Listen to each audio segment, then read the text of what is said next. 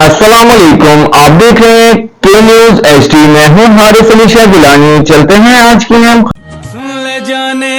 A quality product by Khadim's Milk Foods, Sahiwal.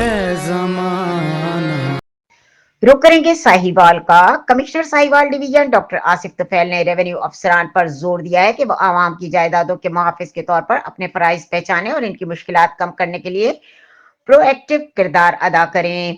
Punjab land revenue ordinance 2026 کا اجراء صوبائی حکومت کا عوام کو اپنی جائیدادوں کی تقسیم میں سہولت مہیا کرنے کا ایک انقلابی قدم ہے، جس پر عمل درآمد سے ریونیو سے متعلقہ بہت سے مسائل سے نجات ملے گی۔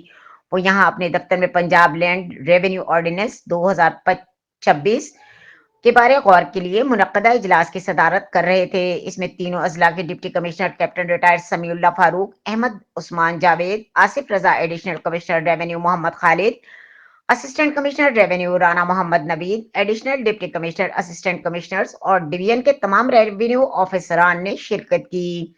انہوں نے ریونیو افسران کو ہدایت کی کہ آرڈیننس کو مزید بہتر بنانے کے لیے اپنی سفارشات مرتب کریں تاکہ اس میں بہتری لا کر عوام کی مشکلات کو کم کیا جا سکے۔ انہوں نے کہا کہ اس آرڈیننس کے ذریعے جائیدادوں کی تقسیم کے عمل میں سائلین کو جو سہولیات مہیا کی گئی ہیں، ان کے دور رس نتائج برآمد ہوں گے، تاہم اس سلسلے میں ریونیو افسران کا احساس ذمہ داری کا اہم کردار ہوگا۔ اجلاس کو بریفنگ دیتے ہوئے ایڈیشنل کمشنر ریونیو محمد خالد نے بتایا کہ آرڈیننس کی سب سے اہم بات تحصیل کی سطح پر مصالحتی کمیٹیوں کا قیام شامل ہے، جس سے عدالتوں پر مقدمات میں بڑی حد تک کمی آئے گی۔ اس کے علاوہ ریونیو افسران کی مقررہ مدت کے اندر مقدمات کا فیصلہ کرنے کا بھی پابند کیا جائے گا۔